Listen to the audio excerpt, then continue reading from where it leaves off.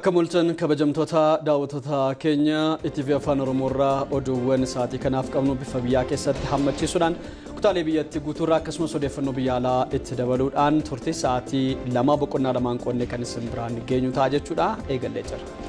Odeeffannoowwan kanneen kan isin biraan ga'uudhaan isin waliin turru Aniraan Silesh akkasumas Olaanaa Yaaddeessaati. Odeeffannoowwan keenya ijoo isaanii dursuudhaan eegalla.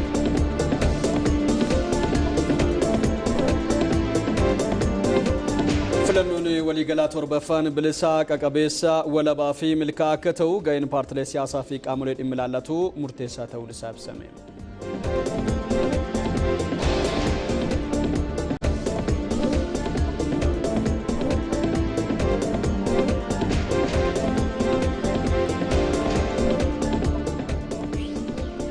Mootummaan ida'amuu piroojektota badhaadhina Itoophiyaa ariifachiisan milkaa'inaan hojiirra oolchaa jiraachuu ministeerri muummee itti aanaa Tamasgeen Xurunaa himan.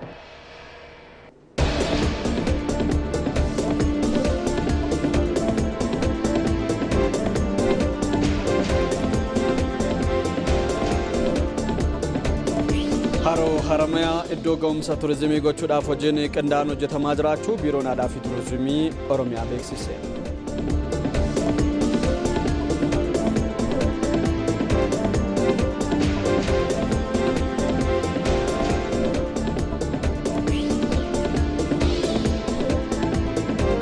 Odeeffannoo maddiina laatiin ulaan raafaa Ijiptii fi Gaazaa wal quunnamsiisuu banamuun deeggarsi namoomaa Gaazaaf dhiyaachuu eegale.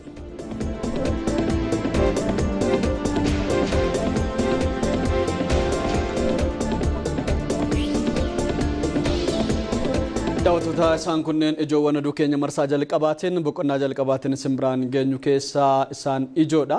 Kanaan dabalatatti immoo odeeffannoowwan ispoortii biizinasii isin qabaanna jechuudha. Ijoowwan isaa nutti himuudhaaf riippoortaroonni keenya istuudiyootti argamanii jiru.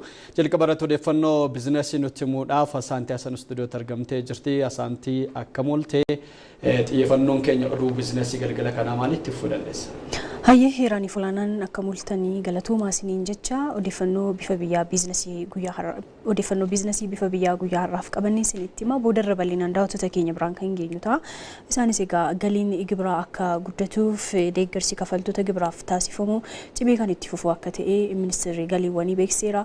Haga ammaattis deeggarsi kafaltoota gibiraaf taasifameen ammoo bu'aan olaanaan argamudha kan ibsameetii jiru. Gama biraatiin oomishaalee pilaastikaa al takkaa qofa faayidaarra oolanii gataman gabaa keessa dhabamsiisuuf labsiin amajjii 23 bara 2018 bahe ammoo hojiirra ooluun eegaleeti kan jiru. Kanas egaa daawwattoota keenya biraan bal'inaan kan geenyu ta'a jechuudha. Gama biraatiin odeeffannoon biizinasii qabanne riiformii dinagdee goroo taasifamee hordofee qaala'insi gatiin hamaan hin uumama jedhamee yaadame hambisuudhaaf imaammata dinagdee cimaa hojiirra oolchaa jiraachuu ministeerri mallaqaa beekseeti kan jiru. Kanaaf kanneen biroo dabaluudhaan boodarra daawwattoota keenya biraan bal'inaan kan geenyu ta'a.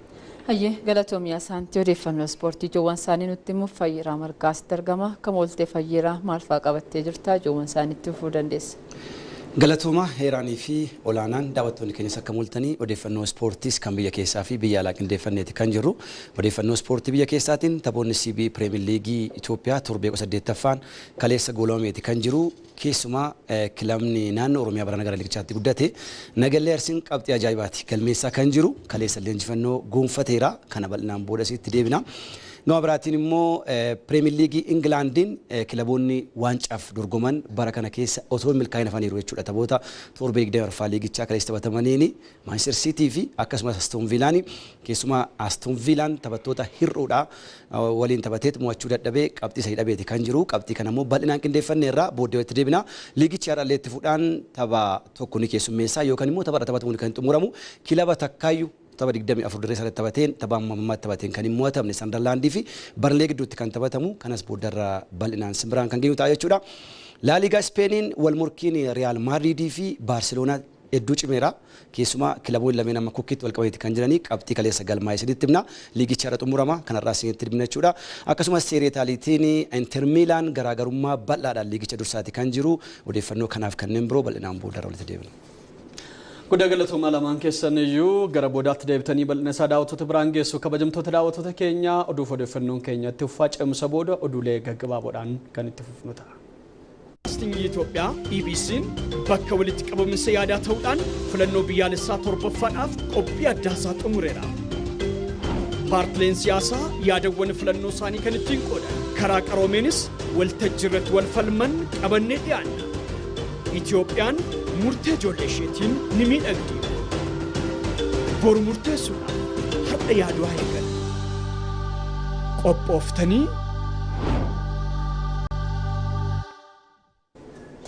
Oduu keenya jalqabaatiin manni marii bakka bu'oota uummataa walgeedilee 10ffaa bara hojii 5ffaa boru bakka ministeerri muummee Dr. Abiyyi Ahmed argamanitti akka taa'u beeksise. Ministeerri muummee Dr. Abiyyi Ahmed walgeedilee guyyaa boruu taa'amu kanarratti argamuun ibsa kennuus jedhameera. Manni marichaa walgeedilee kanaan deebii fi ibsa ministeera muummee Abiyyi Ahmed gabaasa raawwii ji'oota 6 mootummaa federaalaa kan bara 2018 irratti dhiyeessan kan dhaggeeffatu taasii jedhameera. Korporeeshiniin Broadcasting Itoophiyaa walgahii mana marichaa karaa filannoowwan televezyiinaa, raadiyoo fi doota istiriimii kallattiiwwan hundaanuu tamsaasa kallattiitiin kan isin biraan ga'u ta'a.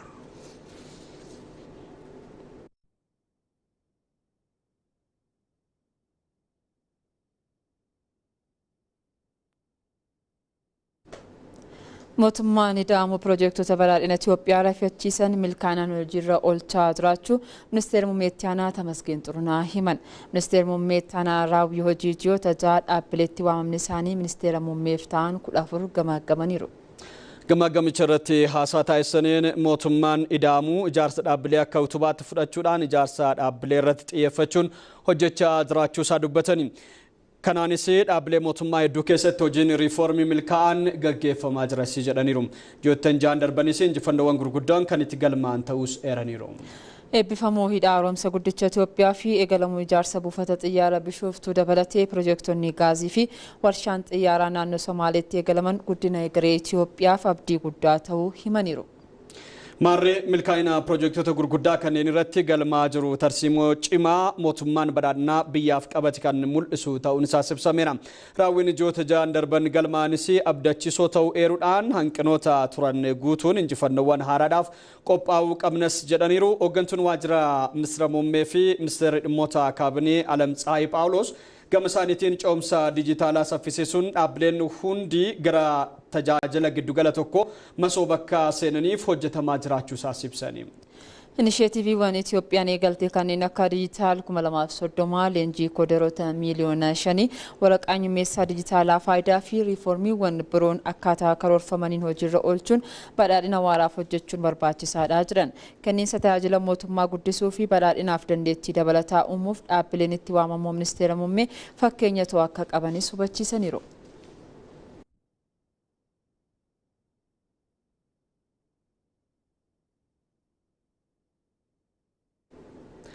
Filannoon waliigalaa torbaffaan bilisaa qaqqabeessa walabaa fi milkaa'aa akka ta'u ga'een paartilee siyaasaa fi qaamolee dhimmi ilaallatu murteessaa ta'uusaa walitti qabduun boordii filannoo biyyaalessaa Miilaat Warqee Haayiluu ibsani.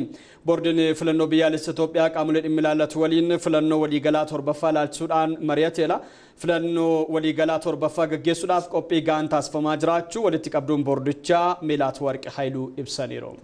Qophiilee kanaan dura taasifaman keessaa tokko paartilee siyaasaa waliin mari'achuudhaan sagantaa yeroo filannoo baasuun sadaasa 30/2018 uummataaf ifa taasifamuu yaadachiisaniiru. Dabalataanis fooyya'insi seeraa waan barbaachiseef filannoo waliigalaa 6ffaarraa muuxannoo fudhachuun hojiiwwan fooyya'insa seeraa fi qajeelfamaa hojjetamuu dubbataniiru. Lammiileen filannoo beekumsa irratti hundaa'in akka filatan gargaaruudhaaf dhaabbilee hawaasaa siivikii hirmaachisuudhaan barnoonni hubannoo filattoota dabalaan kennamaa jiraachuu adda Miilaat Warqee Haayiluu himaniiru. Raawwachiistonni filannoo paartilee siyaasaa waliin mari'achuudhaan loogii irraa bilisa ta'uu isaanii mirkaneessuun akkasumas hojiin adda baasuu qorumsaan deeggaramee hojjetamaa jiraachuu isaas ibsaniiru. Barana yeroo jalqabaatiif galmeen kaadhimamtoota paartilee siyaasaa appilikeeshinii boordichi misoomseen hojjetamaa jiraachuu himaniiru. Galmeen kaadhimamtootaa erga xumurameen booda paartileen siyaasaa dorgomtoota ta'an imaammata isaanii uummataaf kan itti ifa taasisan waltajjiin falmii akka qophaa'uu fi qophiin duraa taasifamaa jiraachuu isaas himaniiru. Filannichi milkaa'eedhaan akka xumuramuuf qaamoleen dhimmi ilaallatu hundi gumaacha isaanii akka taasisanis waamicha dhiyeessaniiru. Waltajjii marii kana irratti pirezidaantoonni naannolee, bulchiinsonni magaalaa, bakka bu'oonni paartilee siyaasaa fi qaamoleen dhimmi ilaallatu hirmaataniiru.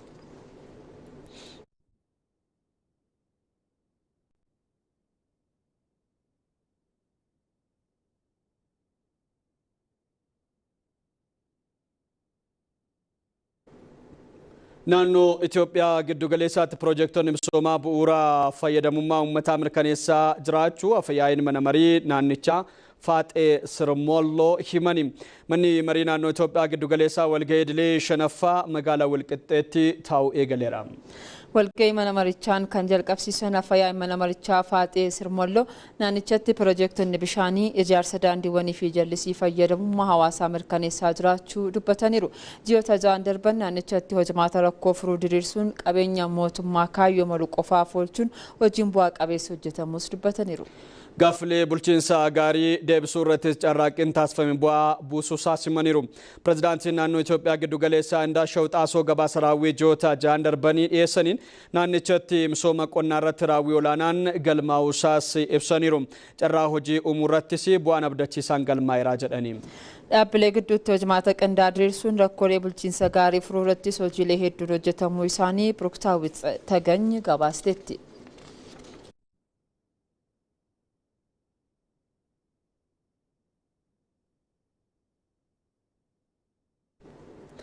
Naannoo Oromiyaatti fedhii fi dhiyeessii manneen jireenyaa wal simsiisuudhaaf hojiileen dandeessan hojjetamaa jiraachuu biiroon misooma magaalaa fi manneenii naannichaa ifoomse. Hoogganaa taanaan biirichaa Biraanuu Baqqalaa akka jedhanitti naannichatti rakkoolee mana jireenyaa furuudhaaf hojiileen damee hedduun hojjetamaa jiru jedhan. Waliin ga'iinsa manneen jireenyaa guddisuuf hojiilee akka waldaan gurmeessuu, dandeettii abbootii qabeenyaa fayyadamu, tajaajila lammummaa fi hirmaannaa uummataan hojjetamaa jiraachuu dubbataniiru. Aadaa wal gargaaruu guddisuun hirmaannaa hawaasaa mana lammiilee harka qalleeyyii fi humna dhabeeyyii haaromsuuf ijaaruun bu'aa galmaa'us kaasaniiru. Baatiiwwan ja'an darban manneen 1,100 fi 16,429 ijaaramuu obbo Biraanuun himaniiru. Kana malees waldaaleen gurmaa'uudhaan mana jireenyaatiif eeyyama kanneen fudhatan keessaa 16,000 ol mana argataniiru jedhaniiru. Haalseerummaa magaalota keessatti mul'atan ittisuu fi to'achuudhaaf hojii qindoominaan hojjetameen bu'aa olaanaan galmaa'uun isaas eerameera. Qaamolee manneen gandaa karaa seeraan alaa qabatan irrattis tarkaanfiin fudhatamu hoogganaa taanaan biirichaa Biraanuu Baqqalaa turtii tajaajila oduu Itoophiyaa waliin taasisaniin ibsani.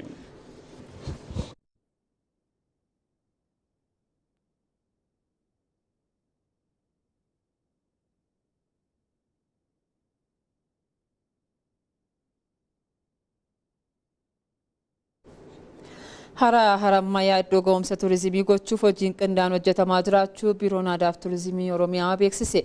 Iddoolee hawwata turistii magaalaa Ammayyaatti argaman keessaa adda durummaan kan eeramu Harammayyaaf kunuunsi barbaachisu taasifamaa jiraachuunis himameera. Hawwattummaa turizimiitiin dabalatetti dargaggoota naannichaatiif carraa hojii uumuun madda galii ta'aa jiraachuunis eerameera. Hooggantoonni biiroo aadaa fi turizimii Oromiyaa Jamiilaa Simbiruu yeroodhaa gara yerootti hawwattummaan turizimii harichaa dabalaa dhufuusaas ibsaniiru. Hawaasa naannichaa waliin ta'uudhaan hojiin faayidaa dinagdee Harammayyaa caalaatti guddisuu akka hojjetamus ibsani. Harichaan dabalatatti aadaa hawaasa naannichaas cimsuun faayidaa turizimiif oolchuu qabnas jedhaniiru. Kantiibaan bulchiinsa magaalaa Ammayyaa Afrahaa Wazir Harammayyaa eegumsa naannoo fi hojii ashaaraa magariisaan bayyaannate itti fufiinsaan kunuunsuun akka barbaachisu hubachiisaniiru. Bulchiinsi magaalichaas hojii kunuunsa Harammayyaa irratti ciminaan akka hojjetu beeksisuu isaanii tajaajila oduu Itoophiyaatu gabaase.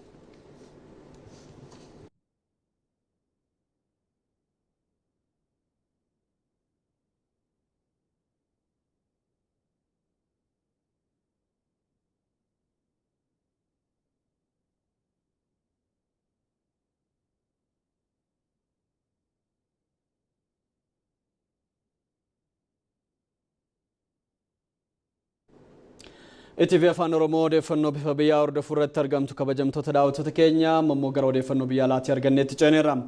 Pireezidaantiin Riippaabilika Dimokiraataa Koongoo Fileeksii Tshisekedi biyyattii marii biyyaalessaa hunda galeessa gaggeessuudhaaf kutannoo qabaachuu ishee beeksisani.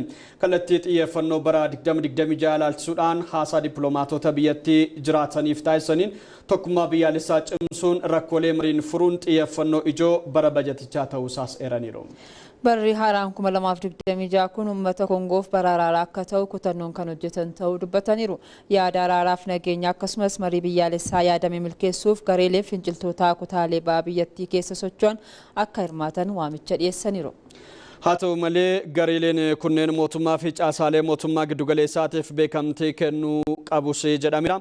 Riippaabilika Dimokiraataa Koongootti mariin araaraa fi waliigaltee biyyaalessaa mootummaa fi gareelee finciltootaa gidduutti akka gaggeeffamu pireezidaantiin Angoolaa pirezidaantiin Angolaa gareelee fi finciltoota gidduutti akka gaggeeffamu pirezidaantiin Angolaa Jaao Loorenchoos carraaqaa jiraachuun isaanii ibsameera.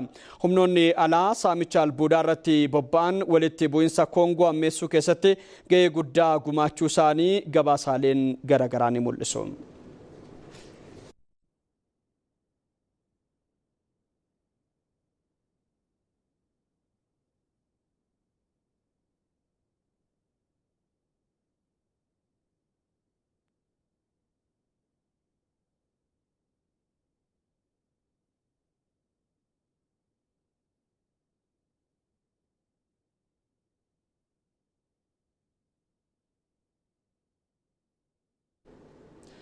Sagantaan nyaata addunyaa lammiilee Moozaambiik balaa lolaan miidhamaniif deeggarsa namoomaa dhiyeessaa jiraachuusaa beeksise. Balaan lolaa biyyattiitti uumamee lammiilee 700 irratti dhiibbaa uumuun isaa himameera. Lammiileen 100 ta'an ammoo qe'ee isaanii irraas buqqaaniiru. Kanuma bu'uureffachuunis dhaabbanni sagantaa nyaataa addunyaa lammiilee Moozaambiik balichaan miidhamaniif deeggarsa dhiyeessaa jiraachuu biyyattiitti daayirektarii dhaabbatichaa Kilaaree Koonaan himaniiru. Hanga ammaattis lammiilee 400 fi 50,000f deeggarsa dhiyeessuun akka danda'ame seeraniiru. Balaa lolaa uumamee tureen daandiiwwanii fi riqichoonnis barbadaa'uun isaanii dhiyeessii gargaarsichaa irratti dhiibbaa uumaa jiraachuus ibsaniiru.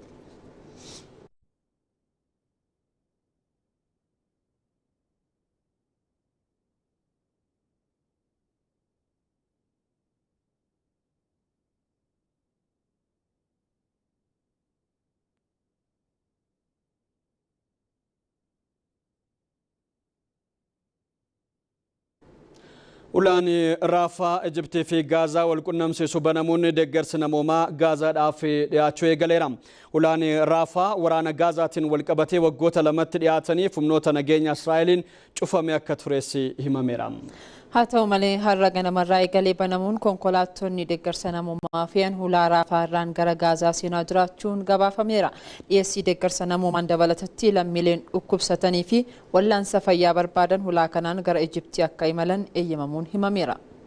Haa ta'u malee guyyaa tokkotti lammiileen 150 ol ulaa kanaan ba'uu akka hin dandeenye mootummaan Israa'el murteesseera. Banamuun ulaa Raafaa qaama raawwii waliigaltee dhukaasa dhaabuu marsaa lammaffaattis jedhameera. Waliigalteen dhukaasa dhaabuu marsaa lammaffaa garee Haamaas hidhannoo hiikachiisuu fi Gaazaa deebisanii ijaaruu irratti kan xiyyeeffatu ta'uusaa AFPtu gabaase.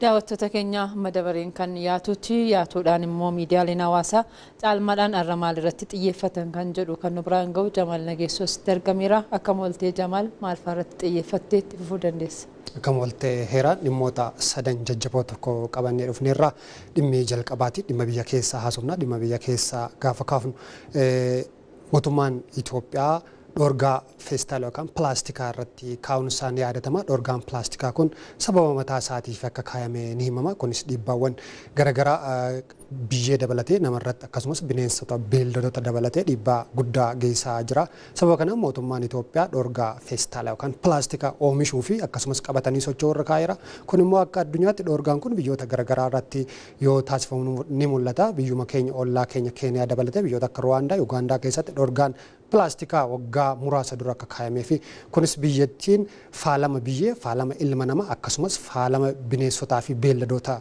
irratti pilaastikni dhaqqabsiisu hambisuudhaaf murteen kun akka murtaa himama.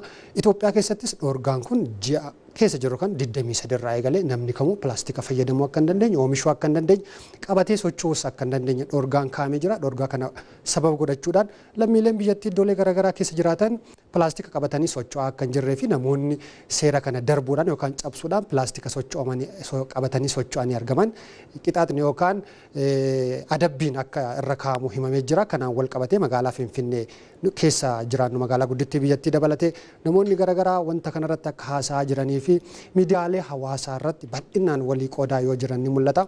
Akkuma beekamu pilaastikni qurxummii bishaan keessa jiraatan dabalatee nama yeroo qurxummiin pilaastika kana sooratanii sababa qurxummiin san soorataniif ilmi namaas deebisee waan sooratuuf miidhaaleen garaagaraa ilbiisonni xixiqqoon pilaastika kana sooratanii lubbuudhaan addunyaa kanarraa akka badaaranii fi qabeenyi uumamaa hedduun akka manca'an gaafa biyyee keessa gatan biyyee keessa seenuudhaan kan hin tortorree fi biyyees akka balleessu qorannaalee garaagaraa sadarkaa addunyaatti taasifaman ni himu. Gama biraatiin pilaastikni kun dhukkuboolee garaagaraa irraatii gara namaatti akka dabarsaa jiru namni pilaastikni meeshaa wayii yookaan nyaata wayii irra bu'ee dhiibbaa uumaa akka jiru himamee jira. Kanaan wal qabatee mootummaan Itoophiyaa dhorgaa taasiseen dhorgaan kun hojiirra ooluun pilaastikni gabaarraa badaa jiraachuun miidiyaalee hawaasaa biyyattii irratti bal'inaan qoodamaa jira jechuudha. Gama dhimma keenya lammataatti isin dabarsa. Dhimma keenya lammataatiin gama biyya Hindii isin geessina. Biyya Hindiitti mucaan waggaa 14 maqaansaa Ariyaan Shuklaa jedhamu tokko dandeettii maatis yookaan dandeettii herregaatiin sammuu isaa fayyadamuudhaan lakkoofsota baay'inaan lakkaa'amuu hin dandeenye sammuu isaatiin herregee baay'isee eda'ee herrisee namatti himuudhaan dhaabbata World Guinness jedhamu irratti akka galmaa'ee fi dandeettiin isaa kun baay'ee ulfaataa akka ta'e namni umrii kanatti waan guddaa hojjechuu akka danda'u argisiisee jira. Mucaan kun umriin isaa 14 barnoota isaatiin dabalata immoo barnoota herregaa kana sa'aatii 6 ol qo'achuudhaan dandeettii isaa cimsatee sadarkaa addunyaatti maqaa isaa galmeessuu danda'eera. Ijoolleen umrii xiqqaadhaan yoo irratti hojjetan yoo ga'oomsan yoo itti manii gorsanii qabatan sammuu guddaa qabanii fi sammuun qulqulluun kun waan hedduu baachuu akka danda'u addunyaa jijjiiruu akka danda'u mucaan kun ragaadha jedhamee miidiyaalee hawaasaa irratti bal'inaan yoo qoodamu mul'ata. Yeroo baay'ee dhimmoota garaagaraatiin ijoolleen biyyoota garaagaraa keessa jiraatan kanneen biyya keenya keessa jiraatan dabalatee dandeettii isaanii sirnaan itti fayyadamanii addunyaa irratti maqaa guddaa yoo horatan argama. Sanumaan wal qabatee immoo ijoolleen seeraan hin qabamne yoo kunuunfamne yoo gorfamne yoo namni biraan dhaabanne dandeettii isaaniitti fayyadamuu bira darbanii miidhaa biraa keessallee seenuu akka danda'an rakkinoota garaagaraatiif addunyaallee irratti illee miidhuu akka danda'an ni himama. Kanaan wal qabatee mucaan kun maqaansaa sadarkaa addunyaatti waamamuu irratti argama. Miidiyaalee hawaasaa irratti bal'inaan qoodamaa jira. Gama dhimma keenya sadaffaa yookaan yaatuu keenya sadaffaatti isin dabarsina. Gama yaatuu keenya sadaffaatti yoo isin dabarsinu immoo gara biyya Koongoo Rippaabilika Dimokiraatawaa Koongootti deemna. Rippaabilika Dimokiraatawaa Koongoo keessatti torbaanuma dabre kana lafti sigigaachuun namni 200 oli iddoo tokkotti dhumuunsaa yookaan du'uunsaa himamee jira.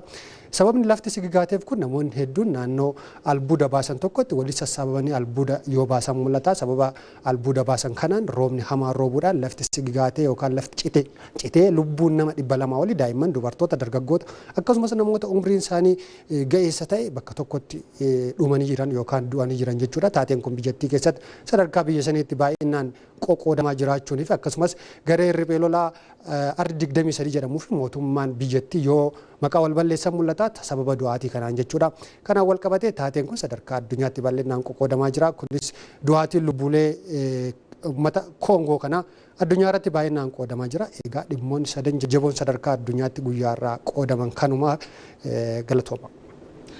Hayyee guddaa galatoomii Jamaal dhimmoota miidiyaa hawaasaa irratti baay'ee gurguddaa ta'an kanatti nu kaaste keessumaa yoo dhimmi pilaastikaa wal qabatu waan addaatii kaleessa irraa kaasee dheengaddarra kaasee dhorkaawwan sun hawaasni fudhatee egaa Itoophiyaan akkuma beekamu COP 32 siin qopheessiti kana jechuun jijjiirama qilleensaa to'achuu irratti gaheen isheen taphatte sadarkaa addunyaatti beekamtii waan argateef kunis kan galmaa'uu danda'e kan Itoophiyaan akka qopheessituuf carraan kennamee fi kanaafuu jala jalaan immoo wantoota naannoo faalan balleessaa deemuun to'achaa deemuun baay'ee murteessaadha. Hundaafuu odeeffannoon gurguddaadha kan itti nu biraan geesse dhufaadhu galatoomii.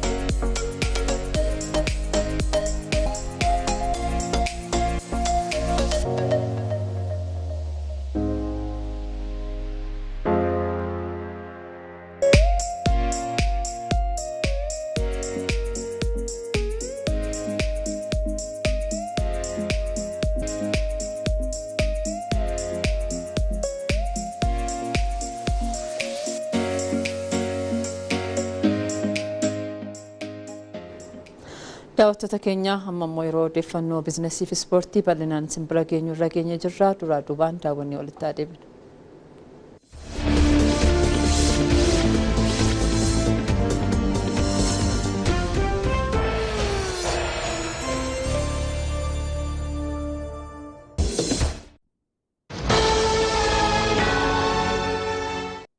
biyya alaatirraa Swift koodii baankii Awaash awwineetadhaan maallaqa gara biyyaatti hoo ergite. Baankiin Awaash immoo maamiltoota maallaqa biyya alaatii ergameef qusataniif dhala baankii idileetiin alatti dachaadhaan herreegaaf.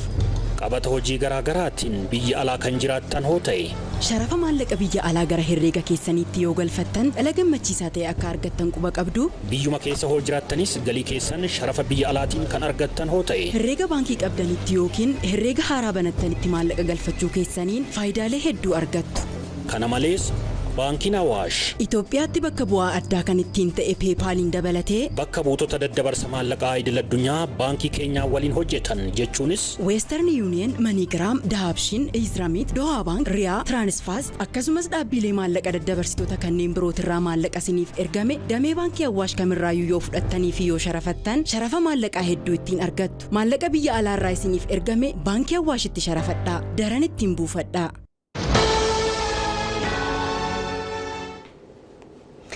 Yooyaa harka fuunii akka mul'atan kabajamtoota daawwattoota keenya ETV Afaan Oromoorraa odeeffannoo biizinasii bifa biyyaaf qaban isinitti ma'ana saantiyaasanii nufaana tura. Riiformiin dinagdee goroo taasifamee hordofee qaala'insa gatii hamaa uumama jedhamee yaadamee sodaatamee hambisuuf imaammata dinagdee cimaa hojiirra oolchaa jiraachuu ministeerri maallaqaa beeksise. Mana maree bakka bu'oota uummataatti koreen dhaabbii dhimmoota karooraa fi bajataa raawwii hojii ji'oota jaha baankii biyyaalessaa fi dhaabbileetti waamamtoota gamaagamee jira. Baankiin biyyaalessaa fayyaalessummaa dhaabbilee faayinaansii hordofuu fi to'achuun sirni faayinaansii tasgabbaa'aa akka uumamuuf hojjechaa turuun himameera. Bu'uuruma kanaan garaagarummaan sharafa alaa gabaa idilee fi gabaa gurraacha gidduu ture bara darbee dhibbeentaa 18 amma dhibbeentaa 13 gadi-hir'isuun akka danda'amedha kan ibsame. Kuufamni kaapitaalaa baankotaa samarratti birrii tiriliyoona 4.2 akka dhaqqabee fi kanaanis kuufamni kaapitaalaa baankotaa kan bara darbeerraa guddina dhibbeentaa 44 galmeesseera jedhameera. Walakkaa bara bajataatti mallaqni baankootni liqeessanis birrii tiriliyoona 2.2 akka dhaqqabees gabaasa dhiyaateen himameera. Akka waliigalaatti qaala'insi gatii hir'isuuf hojiileen hojjetamee walakkaa bara bajatichaatti qaala'insi gatii kan bara darbee dhibbeentaa 17 irra ture gara dhibbeentaa 9tti akka hir'atu taasisuun danda'amus dubbatamee jira.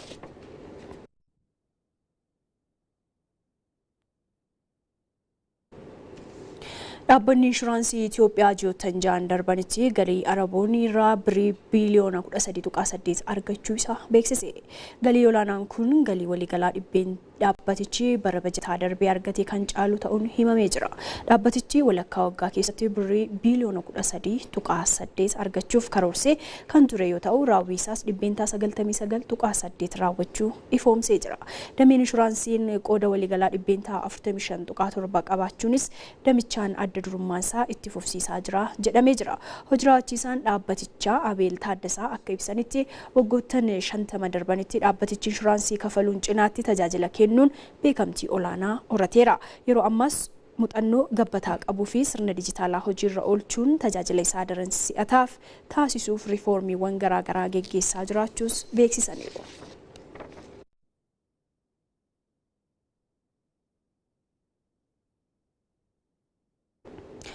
Galiin gibiraa akka guddatuuf deeggarsi kafaltoota gibiraaf taasifamu cimee itti fufuu akka qabu ministeerri galiiwwanii Aynaalam Nugusee ibsan. Kafaltoota gibiraaf deeggarsa haga yoonaa taasifameenis milkiin galmaa'eera jedhaniiru. Ababaayyoo Kafanii bal'ina isaa qindeesseera. Ministeerri galiiwwanii tarkaanfilee riifoormii garaagaraa taasisaa jiruun galiin gibira irraa sassaabamuu daran guddachaa dhufeera. Ministeerri galiiwwanii Aynaalam Nugusee bara kana galiin gibira irraa biyyattiin argattu akka dabaluuf tarkaanfilee walakkaa bara bajeetichaatti fudhatamee akka ta'anutti jiran. ግብር ከፋዮቻችን የታክስ ህጎችን አሰራሮችን እንዳውቁ ትምህርት እንሰጣለን። በተለይ በዚህ ዓመት ከፈልቶonni gibraa keenya seerota taaksii fi hojumaata isaa akka beekan ni barsiisna. Keessattuu bara kana ministeerri muummee kafaltoota gibiraa amanamuuf beekamtii kennan gibira kafaluun waan nama boonsu ta'uu hubatanii of kennanii akka hojjetaniif kaka'umsa olaanaa isaaniif uumee jira. Tajaajila VIP akka argatan paaspoortii dippiloomaatota akka argatanis ta'anii jiru. Bakka deeman hundatti Itoophiyaa akka beeksisan murtoo isaan dandeessuutu murtaa'e. Ministeerichi hubannoo seera taaksii kafaltoota gibiraaf kennaati kan jiru kanneen aqumaan gibira isaanii ofirraa kafalaniifis beekamtiif badhaasa kennaati kan jiru kanneen kana ala socho'anii irratti ammoo tarkaanfii olaantummaa seeraa fudhachaa jiraachuus ibsan. በህግ የተሰጠው ሌላው ጉዳይ በታክስ ማጭበርበር እና ስወራ bu'uura seeraa kaa'ameen namoota taaksii waliin na'anii fi dhoksan seera irratti dhiheessaa jirra. Maallaqa isaan gara dabarsanis kaaznaa mootummaatti deebisaa jirra. Sirnootaa fi tooftaalee ooditii hundasaa hordofnee maallaqa guddaa gara kaaznaa mootummaatti deebisuu dandeenyerra. Ministeerichi maddootni galii gibiraa akka baay'ataniifis hojjechaa jiraachuu himan. Teekinooloojiin dijitaalaas bal'inaan hojiirra oolfamaa akka jiru himan. የታክስ መሰረትን ከማስፋት አኳያ በልዩ ትኩረት መሰራት መቻል አለበት። maddoota galii gibiraa baay'isuudhaaf xiyyeeffannoo addaan hojjetamuu qaba. Sosochiiwwan dinagdee adeemsa idileetiin ala jiranis gara idileetti deebisuun barbaachisaadha. Kanumaan wal qabatee daddabarsii karaa dijitaalaan taasifamu rakkoolee baay'ee fura jedhamee eegama. Galii gibiraa dinagdeen Itoophiyaa maddisiisuu mara harcaati tokko malee walitti qabuun galmaaf ergama ministeerichaati. Dhumarrattis tarkaanfii mootummaan oomishaalee pilaastikaa dhorkuun faalama qilleensaa hir'isuuf fudhatee kan jajjabeeffamu ta'uu jiraattonni magaalaa Finfinnee ibsaniiti jiru. Oomishaalee pilaastikaa al tokko qofaa fayyadamuurraa oolanii faayidaarra oolanii gataman gabaa keessaa dhabamsiisuuf labsii amajjii 23 bara 2018 bahee hojiirra oolaa akka jirus ni yaadatama. ITV'n iddoolee galiiwwan gabaawwanitti argamee daawwannaa taasiseen shaammattoonni ammalatti meeshaalee mi'a ittiin bitatan kan huccuu fi keeshaarraa tolfame fayyadamuu eegalaniiru. Labsiin oomisha pilaastikaa gabaarraa dhorkuu kun labsii sirrii fi jajjabeeffamuu qabu ta'uu kan himan shaammattoonni filmaatan kan oolu meeshaaleen mi'a itti bitatan kan huccuu fi keeshaarraa tolfamee gabaarra baay'inaan akka hin jirres himaniiru. Shaammattoonni ammaaf korojoo daakuun keessaa dhumitti fayyadamaa akka jiran himanii mootummaan waan pilaastika bakka bu'u osoo dursee qopheessees yaada jedhu dhiyeessaniiti jiru.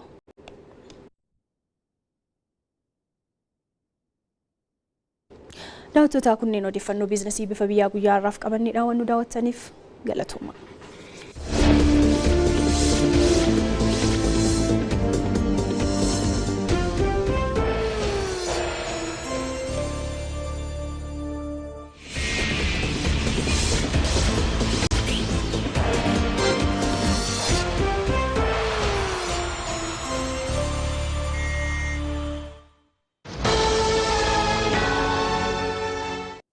biyya alaatirraa Swift koodii baankii Awaash awwineetadha maallaqa gara biyyaatti hoo ergite. Baankiin Awaash immoo maamiltoota maallaqa biyya alaatii ergameef qusataniif dhala baankii idileetiin alatti dachaadhaan herreegaaf. Qabata hojii garaagaraatiin biyya alaa kan jiraattan hoo ta'e Sharafa maallaqa biyya alaa gara herreega keessaniitti yoo galfattan dhala gammachiisaa ta'e akka argattan quba qabdu. Biyyuma keessa hoo jiraattanis galii keessan sharafa biyya alaatiin kan argattan hoo ta'e. Herreega baankii qabdanitti yookiin herreega haaraa banattanitti maallaqa galfachuu keessaniin faayidaalee hedduu argattu. Kana malees baankiin Awaash Itoophiyaatti bakka bu'aa addaa kan ittiin ta'e peepaaliin dabalatee bakka buutota daddabarsa maallaqaa idil addunyaa baankii keenyaa waliin hojjetan jechuunis Western Union, MoneyGram, Dahabshin, Izramit, Doha Bank, Riyaa, Transfast akkasumas dhaabbilee maallaqa daddabarsitoota kanneen birootirraa maallaqa isiniif ergame damee baankii Awaash kamirraayyuu yoo fudhattanii fi yoo sharafattan sharafa maallaqaa hedduu ittiin argattu. Maallaqa biyya alaarraa isiniif ergame baankii Awaashitti sharafadhaa. Daran ittiin buufadhaa. Amma odeeffannoo ispoortii bal'inaan sitti himna. Ispoonsor odeeffannoo ispoortii keenya baankii Awaashiin guddaa galateeffannoo odeeffannoo ispoortii waliin fayyadamu argaati. Walmorkii taphoota CB Premier League Itoophiyaan Nageellee Arsiin baankii daldalaa mo'achuun garaagarummaa dursaa liigichaa Buna Sidaamaa waliin qabu dhiphise. Taphoonni torbee 8ffaa liigichaa morkiiwwan kaleessa keessummeessee yoo xumuramu kilabni naannoo Oromiyaa barana gara liigichaatti guddate Nageellee Arsiin baankii daldalaa 2-0 injifateera. Galchii laminittiin Nageellee Arsiin injifatee Kabbee Buzunaa fi Daawit Tafarraa galchan Nageellee Arsiin qabxii 3 milkeessuu hordofee taphoota 18 irraa qabxii 32 walitti qabachuun Hawaasaan galchiin caalame sadarkaa 3ffaa qabateera. Sadarkaa 1ffaatti kan argamu Bunni Sidaamaa torbee kana qabxii qoddachuu hordofee taphoota 18 irraa qabxii 34 kan qabu yoo ta'u garaagarummaan Nageellee Arsii fi Buna Sidaamaa gidduu jiru amma qabxii 2 qofaa ta'eera. Taphoota isaan biroo kaleessa taphatamaniin Faasilii Qiddus Goorgis 1-0 injifachuun qabxii isaa 32 irraan gaatee Hawaasaa fi Nageellee Arsiin galchiin caalamuun sadarkaa 4ffaa qabateera. Arbaa Mincii Yuunivarsiitii Walwaaloo Addagiraatti 2-1 injifachuun qabxii 3 milkeessu. Maqalee Sabaa Indartaa fi Bunni Itoophiyaa tapha isaanii tokkittaan xumuruun qabxii qoddataniiru. CB Premier League Itoophiyaa hanga torbee 8ffaatti Bunni Sidaamaa qabxii 34 yoo dursu Hawaasaan qabxii 32, Nageellee Arsiin qabxii 32, akkasumas Faasil qabxii 32 sadarkaa 1ffaa hanga 4ffaa qabataniiru.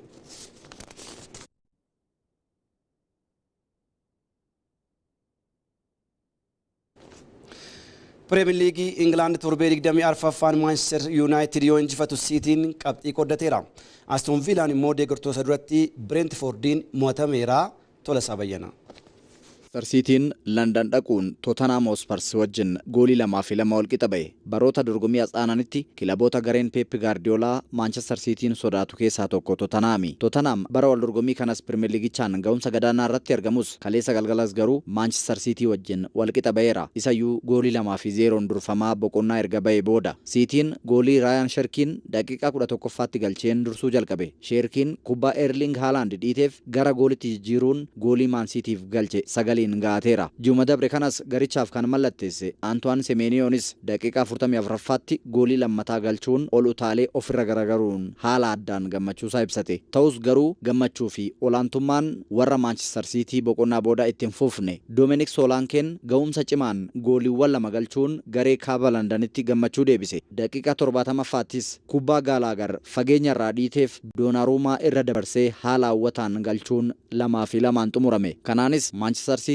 tapha torbee 24ffaa booda qabxii 6 Arsenaal irraa duubatti hafeera. Gareen qabxiin Arsenaalitti dhiyaatee ture kan biraa Aston Villaanis kaleessa mo'ameera. Tapha kaleessuma sa'aatii 11tti istaadiyeemii isaa Villa Parkitti taphate irratti goolii 1-0 Brentfordiin mo'ame. Kevin Shaaden daqiiqaa 42ffaatti balleessaa maatii kaashirratti raawwateen kaardii diimaan dirree keessaa ba'us boqonnaa dura Daangoo Otaaraan goolii hawwattuu galcheen Brentford taphattoota 10 taphatee gareewwan waancaaf eegaman keessaa tokko Aston Villa mo'ateera. Tapha torbee 23ffaas kan mo'ame Villaan amma qabxii 46 kan qabu waggaa ta'u Arsenaal irraa qabxii 7 duubatti hafa. Tapha kan biraan Manchester United injifannoon itti fufeera. Garichi Michael Carrick leenjisaa yeroo erga taasifatee as kan kaleessaa dabalatee taphoota sadanuu walitti aansee mo'ateera. Kaleessas Old Trafforditti ga'umsa gaarii mul'isuun gooliiwwan taphattoonni Biraazil Casemiro fi Maatiyaas Kuuniyaan galchaniifiin dursaa ture. Ta'us Raul Jimenez fi Kevin goolii hawwattuu Fulaamiif galchuun wal qixxaatanii. Sheeshkoon daqiiqaa dabalataa 94ffaatti goolii injifannoo Manchesteriif galchuun Old Trafford gammachuun raase. Manchester United qabxii 41 sadarkaa 4ffaa irratti kan argamu waggaa ta'u ga'umsa kanaan itti fufnaan kana caalaa sadarkaa olitti akkasii eegama.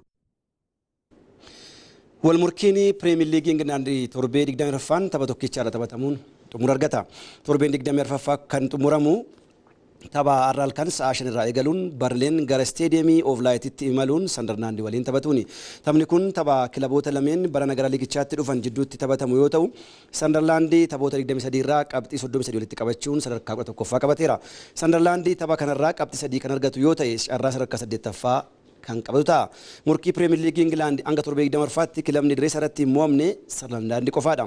Murkii baranaan ga'umsa gaarii irratti kan hin argamne Barleen gama isaatiin taphoota 23 irraa qabxii 15 qofaa walitti qabachuun sadarkaa 9ffaa irratti kan argamu yoo ta'u, tapha kana yoo injifates jijjiiramni sadarkaa hin jiru.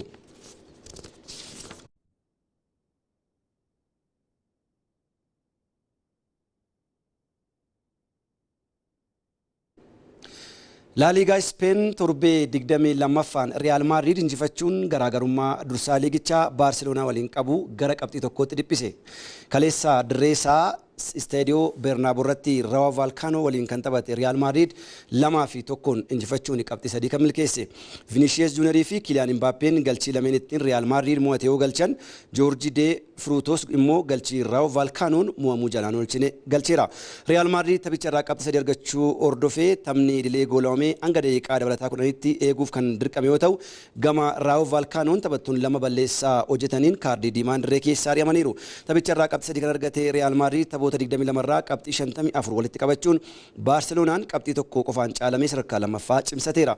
Taphoota isaan biroo kaleessa taphatamaniin Real Betis Valencia simachuun 2-1 yoo injifatu, Etaafee fi Celta Vigoon tapha isaanii galchii malee 0-0 xumuruun qabxii qoodataniiru. Atletic Bilbao fi Real Sociedad immoo tapha isaanii tokkitaan xumuranii qabxii qoodatan. Torbeen 22ffaa La Liga Spain tapha halkan sa'a 5 irraa eegaluun Mallorca fi Sevilla gidduutti taphatamuun xumura argata.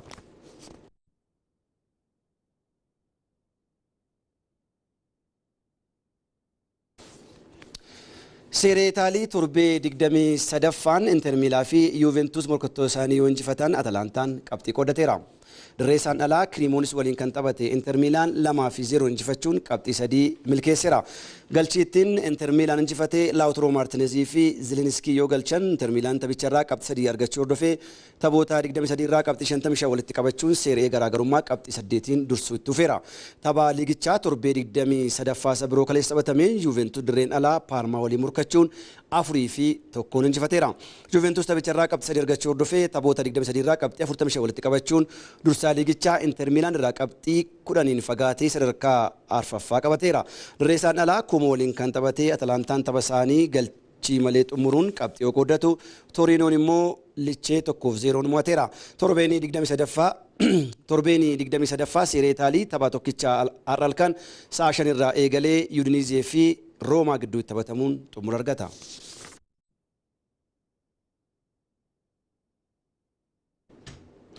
Daawwattoota keenya bifa biyyaa keenyaatiin odeeffannoo ispoortii bal'inaan qindeeffannee xumureen jira. Qophiileen keenyatti fufuu isaa waliin yeroo gaarii.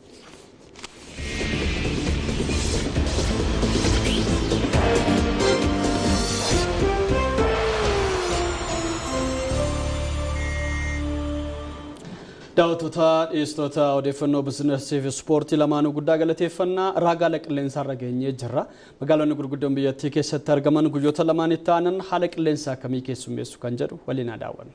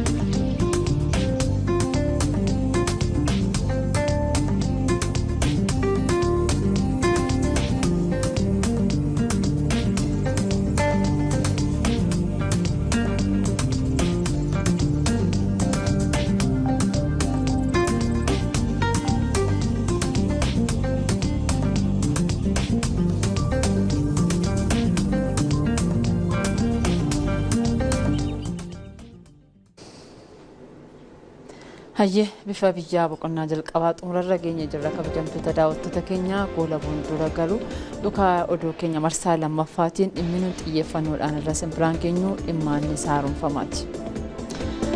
Anniisaan haaromfamaa biyyoota guddatan keessatti faayidaarra oolaati kan jiru keessumattuu jijjiirama qilleensaa to'achuu irratti hojiilee gurguddoo akka biyyaatti hojjetamaa jiran keessaa isaan tokkodha.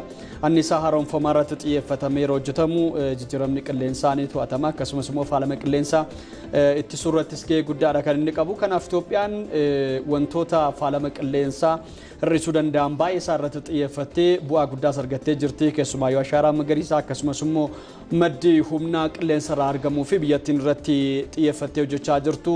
Kanaaf galtee guddaa ta'uudhaan bu'aa akka biyyaattis akka Afrikaattis argamaa jiru keessaa isa tokkodha. Hundaafuu boqonnaa lammaffaa biyya keenya keessatti dhimma anniisaa haaromfamaatiin wal qabatan bal'inaan kaasnee simbiraan keenya.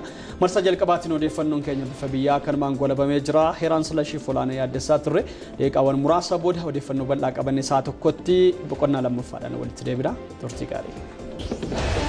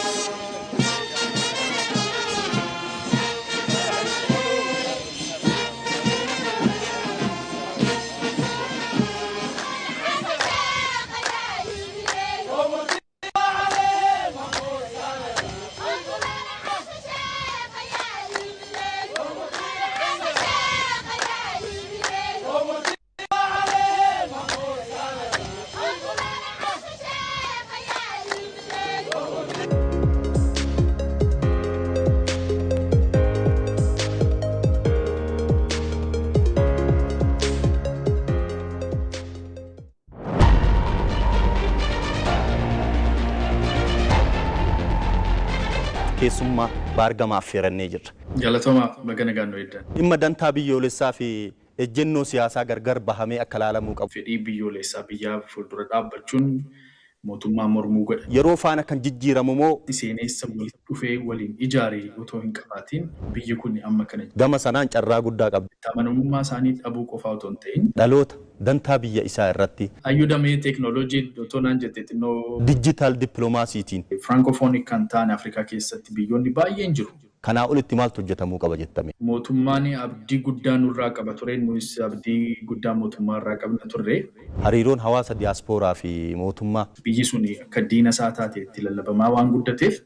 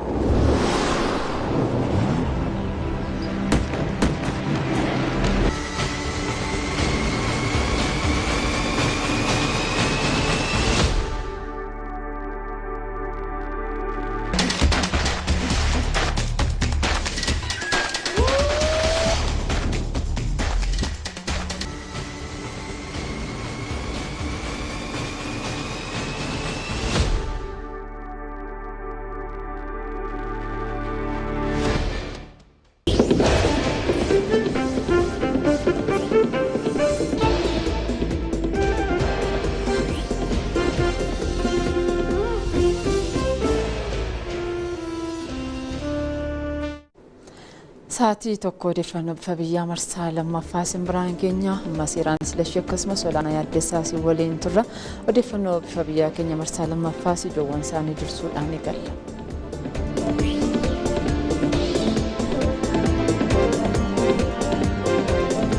Filannoon waliigalaa torbaffaan bilisaa qaqabeessa walabaa fi milkaa'aa akka ta'u gaheen paartilee siyaasaa fi qaamolee dhimmi ilaallatu murteessaa ta'uu himame.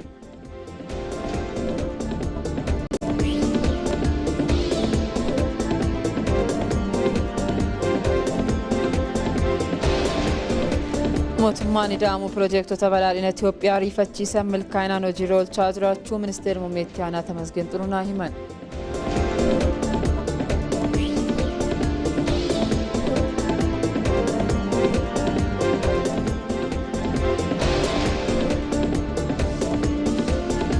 Piroojektonni gurguddoon hojjetamaa jiran fayyadamummaa lammiilee mirkaneessuun dabalatatti dhaga'amtummaa biyyattiin addunyaa irratti qabdu guddisaa jiru jedhame.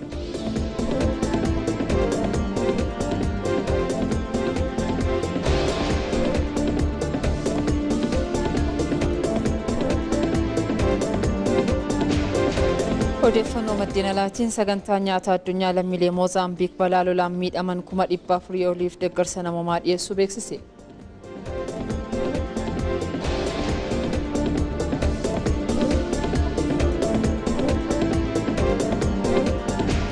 daawwattoota keenya isaan kun ijoowwan oduu keenya marsaa lammaffaadhaan odeeffannoo bifa biyyaatiin isin wajjiniin turtii taasisnu keessaati.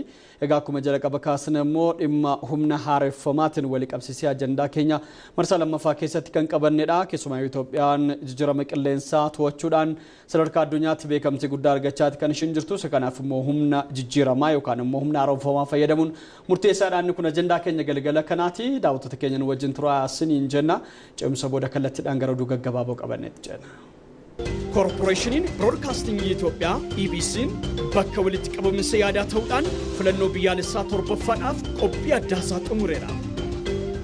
Paartileen siyaasaa yaadawwan filannoo isaanii kan ittiin qoodan karaa qaroomeenis waltajjii irratti wal falman qabannee dhiyaanna. Itoophiyaan murtee ijoollee isheetiin ni miidhagdi.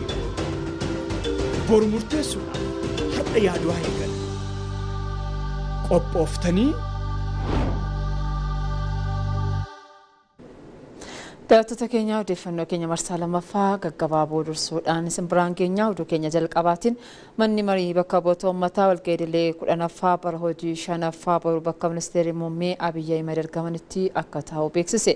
Ministeerri muummee Abiyyi Ahimad walga'iilee guyyaa boruu taa'amu kana irratti argamuun ibsa kennus jedhameera. Manni marichaa walga'iilee kanaan deebii fi ibsa ministeera muummee Abiyyi Ahimad gabaasa raawwii ji'oota 6 mootummaa federaalaa kan bara 2018 irratti dhiyeessan kan dhaggeeffatu taasii jedhameera.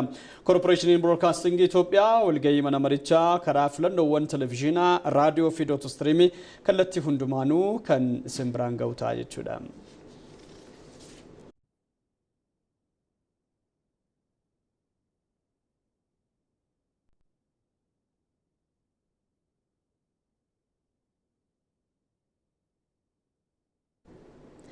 mootummaan ida'amuu piroojektota badhaadhina Itoophiyaa rifachiisan milkaa'inaan hojiirra oolchaa jiraachuu ministeera muummee itti aanaa Tamasgeen Xurunaa himan.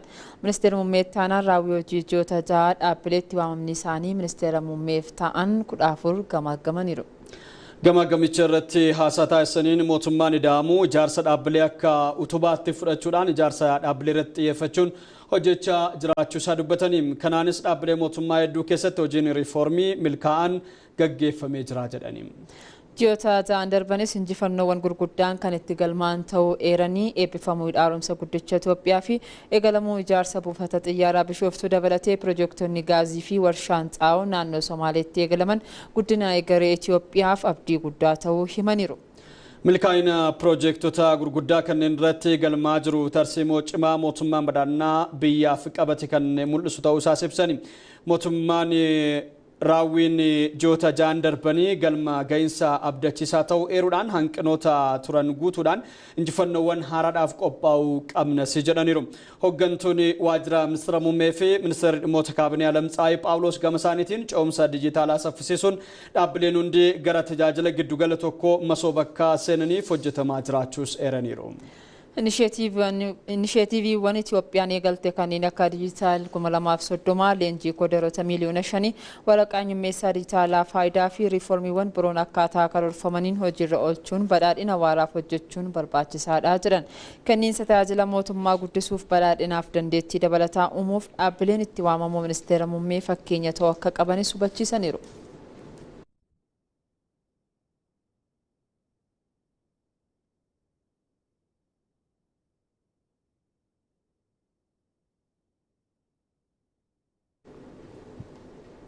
Dhaabbanni inshuraansii Itoophiyaa ji'oota 6 darbanitti galii kaarboonii irraa birrii biliyoona 13.8 argachuu isaa beeksise. Galiin olaanaan kun galii waliigalaa dhaabbatichi waggaa bara bajataa darbee argate kan caalu ta'uun isaas eerameera. Dhaabbatichi walakkaa waggaa keessatti birrii biliyoona 13.8 argachuuf karoorsee kan ture yoo ta'u raawwii isaas 99.8 raawwachuu ifoomseera.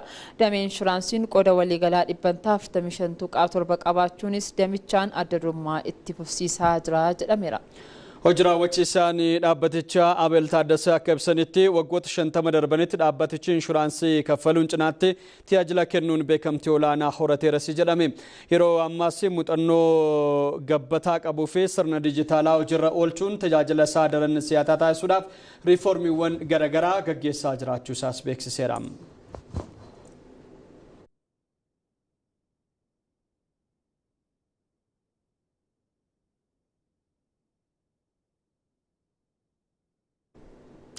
Naannoo Itoophiyaa giddugaleessaatti piroojektonni misoomaa bu'uura fayyadamummaa uummataa mirkaneessaa jiraachuu fayyaa'een mana marii naannichaa Faaxee Sirmolloo himani. Manni marii naannoo Itoophiyaa giddugaleessaa walgahii idilee 5ffaasaa magaalaa Walqixxeetti taa'uu eegaleera. Walgahii mana marichaa kan jalqabsiisan afaan mana marichaa Faaxee Sirmolloo naannichatti piroojektonni bishaanii ijaarsa daandiiwwanii fi jallisii fayyadamummaa hawaasaa mirkaneessaa jiraachuu dubbataniiru. Ji'oota 6 darban naannichatti hojimaata rakkoo furuu diriirsuun qabeenya mootummaa kaayyoo malu qofaaf oolchuun hojiin bu'aa qabeessa hojjetamus dubbataniiru. Gaaffilee bulchiinsa gaarii deebisuu irrattis carraaqqiin taasifamee bu'aa buusuu isaas himaniiru. Pireezidaantiin naannoo Itoophiyaa giddugaleessaa Andaashaw Xaasoo gabaasa raawwii ji'oota 6 darbanii dhiyeessaniin naannichatti misooma qonnaa irratti raawwii olaanaan galmaa'eera jedhani. Carraa hojii uumamuu irrattis bu'aan abdachiisaan galmaa'uu himanii dhaabbilee gidduutti hojimaata qindaa diriirsuun rakkoolee bulchiinsa gaarii furuu irrattis hojiilee hedduun hojjetamuu isaanii Buruktaawwitti Aganyitu gabaase.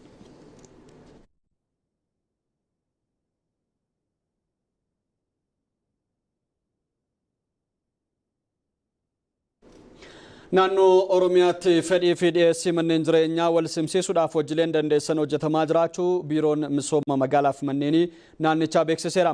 Hoogganaa itti aanaan biirichaa Birhaanuu Baqqalaa akka jedhanitti naannichatti rakkoolee mana jireenyaa furuudhaaf hojiileen damee hedduun hojjetamaa jiru jedhan. Waliin gahinsa manneen jireenyaa guddisuuf hojiilee akka waldaan gurmeessuu dandeettii abbootii qabeenyaatti fayyadamuu tajaajila lammummaa fi hirmaannaa uummataan hojjetamaa jiraachuu dubbataniiru. Aadaa wal gargaaruu guddisuun hirmaannaa hawaasaan mana lammiilee harka qalleeyyii fi humna dhabeeyyii haaromsuu fi ijaaruun bu'aan galmaa'us kaasanii jiru. Baatiiwwan ja'an darban manneen 1,100 fi 16,429 ijaaramuu obbo Biraanuun himaniiru. Kana malees waldaaleen gurmaa'uudhaan mana ijaaruudhaaf eeyyama kanneen fudhatan keessaa 16,000 ol mana argataniirus jedhaniiru. Alseerummaa magaalota keessatti mul'atan ittisuufis to'achuuf hojii qindoominaatiin hojjetameen bu'aa olaanaan galmaa'uun isaas eerameera.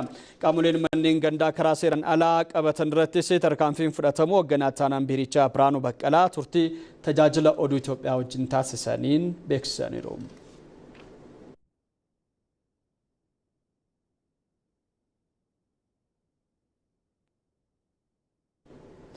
Harammayyaa iddoo ga'umsa turizimii gochuuf hojiin qindaa'aan hojjetamaa jiraachuu biiroon aadaa fi turizimii Oromiyaa beeksise.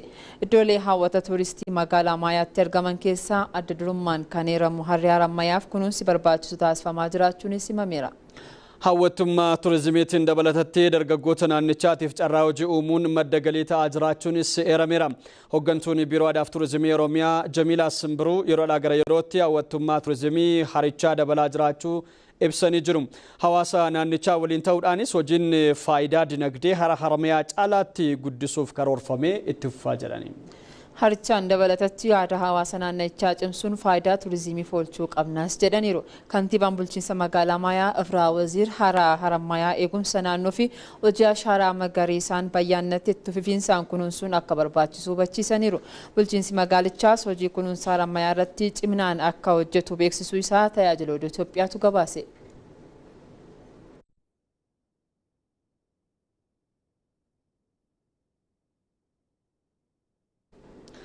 Odeeffannoo biyya alaatti argannetti ceenerra kabajamtoota daawwattoota keenya pirezidaantiin Riippaabilika Dimokiraataa Koongoo Fileeks Tshisekedi biyyattii marii biyyaalessaa hunda galeessa gaggeessuudhaaf kutannoo qabaachuu ishee beeksisanii kallattii xiyyeeffannoo bara 2026 ilaalchisuudhaan haasaa dippiloomaatota biyyattii jiraataniif taasisaniin tokkummaa biyyaalessaa cimsuun rakkoolee mariin furuun xiyyeeffannoo ijoo bara bajeta kanaa ta'uu isaa ibsaniiru. Barri haaraan 2026 kun uummata Koongoof bara araaraa akka ta'u kutannoon kan hojjetan ta'uu dubbataniiru. Yaada araaraaf nageenya akkasumas marii biyyaalessaa yaadame milkeessuuf gareeleen finciltoota kutaalee baha biyyattii keessa socho'an akka hirmaatanis waamicha dhiyeessaniiru. Haa ta'u malee gareeleen kunneen mootummaa fi caasaalee mootummaa giddu galeessaatiif beekamtii kennuu qabu jedhaniiru. Riippaabilika Dimokiraataa Koongootti mariin araaraa fi waliigaltee biyyaalessaa mootummaa fi gareelee finciltootaa gidduutti akka gaggeeffamu pirezidaantiin Angoolaa Jaa'oo Loreenchoos carraaqaa jiraachuu isaa ibsaniiru. Humnoonni alaa saamicha albuudaa irratti bobba'an walitti hidhamisa Koongoo ammeessuu keessatti gahee guddaa gumaachuu isaanii gabaasaaleen mul'isaniiru.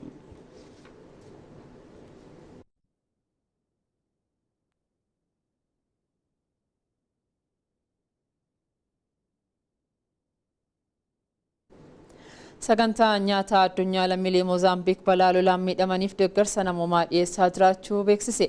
Balaa lolaa biyyattiitti uumame lammiilee 700 irratti dhiibbaa uumuun himamee jira. Lammiileen 100 ta'an ammoo qe'ee isaaniirraa buqqa'aniiru. Kanuma bu'uureffachuunis dhaabbanni sagantaa nyaataa addunyaa lammiilee Moozaambiik balichaan miidhamaniif deeggarsa dhiyeessaa jiraachuu biyyattiitti daayirektarri dhaabbatichaa Kilaaree Koonan ibsaniiru. Hanga ammaattis lammiilee 450,000f deeggarsa dhiyeessuun akka danda'ames eeraniiru. Balaa lolaa uumamee tureen daandiiwwanii fi riqichoonnis barbadaa'uun isaanii dhiyeessii gargaarsichaa irratti dhiibbaa uumaa jiras jedhameera.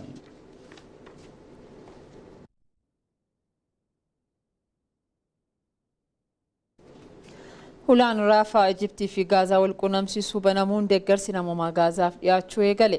Hulaan Raafaa waraana Gaazaa wal qabatee waggoota lamatti dhiyaataniif humnoota nageenyaa Israa'eliin cufamee akka ture himameera.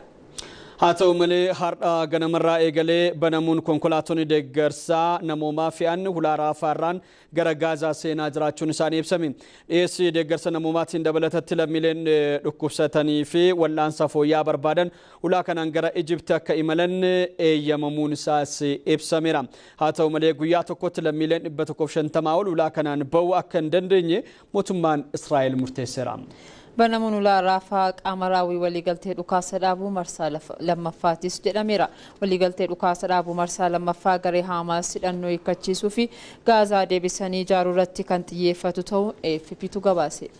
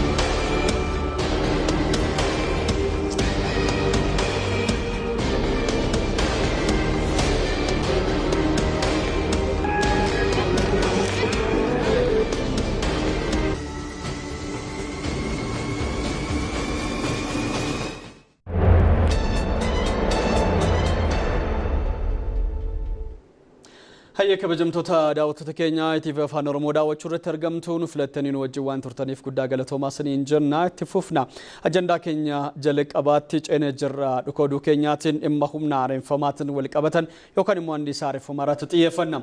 Itoophiyaan humna anniisaa haaromfamaa guddaa qabdu fayyadamuun giddugala madda anniisaa Afrikaa ta'uudhaaf bal'inaan hojjechaa jirti jedhame. Haalonni uumamaa fi kanneen isheen qabdus madda haaromfamaaf kan mijatu ta'utu eramaa Tafarii Gammee dabalatasaa qindeesseera. Addunyaan faayidaawwan roga hedduu giddu galeeffachuun anniisaa faalama hordofsiisan caalaa anniisaa haaromaa filannoo taasifataa jirti. Itoophiyaanis anniisaa haaromaa kanaaf xiyyeeffannoo kennuun hojjetaa kan jirtu yoo ta'u, qabeenyi kuufamaa ishee immoo kanaaf mijaadha. Fayyadama anniisaa haaromaa kanaan akka Afrikaatti qofa osoo hin taane akka addunyaatti biyyoota abdiin irra kaa'ame keessaayi. Haaluma kanaanis humni elektiriikii biyyattiin maddisiisaa jirtu guutuun guutuutti madda humna haaromaarraayi. Qoonni guddaan Itoophiyaan anniisaa irraa argattu bishaan irraa akka ta'e ni yaadatama. Humna meeggawaatii 45,000 ol maddisiisuu kan dandeessu yoo ta'u, hidhi guddichi Abbaay meeggawaatii 5,150 ol maddisiisuu danda'a. Dabalataanis gibee lakkoofsa 1 fi 2 akkasumas hidhi Kooyishaa madda anniisaa biyyattii dachaan dabalanii jiru. Itoophiyaan humna elektiriikii hidhoota kanneenii walitti hidhamiinsa qaxanaatiifis fayyadamaa jirti. Yeroo ammaas biyyoota ollaatti humna elektiriikii gurguraa jirti. ኢትዮጵያ ሁሌም የአፍሪካ መቀመጫ ብቻ ሳይሆን ለአፍሪካውያን አብሮ የመጠቀሚያ አብሮ የማደጋ ማዕከልም ናት። yeroo mara Itoophiyaan teessoo gamtaa Afrikaa qofa osoo hin taane giddugala waloon guddachuu waloon fayyadamuuti. Walitti hidhamiinsa qaxanaa jennee kan ilaallu ijaarsa yaa gara gadiitiifis walqixa ta'e ijaaruudhaani. Hubannoon dogoggoraa jiraachuu danda'a. Nu bira garuu hubannoo fi ilaalchi qulqulluu ta'etu jira. Itoophiyaan ፕሮጀክቲ namarratti xiyyeeffate. ፕሮጀክቲ hundaaf hundaan ta'e hojjetti. ከዚህ በፊት በአመት የምናገኘው የውጭ ሬቨኑ በዶላር 60-70 ሚሊዮን ዶላር kanaan dura galiin ala argachaa turre doolaara miliyoona 60 hanga 70 ture amma dachaa hedduun guddisaa jirra. Bara kana doolaara miliyoona 450 fi hanga 500tti arganna jennee eegna. Itoophiyaan madda anniisaa bishaan irraa argattu malees bubbeedhaan, albuudanii fi hurkaan yookiin ji'ootarmaaliidhaan humna guddaa akka qabdu qorannaaleen ni mul'isu. Biyyattiin humna anniisaa naannawa waliin wal simu maddisiisuun faalama kaarbanii hir'isuuf tattaaffii taasisaa jirti. Kunis waliigalteewwan dhaabbanni mootummoota gamtoomanii jijjiirama qilleensaaf fala kaa'uuf kaayyeeffate dhugoomsuuf imala fakkeenyummaan waamamuudha.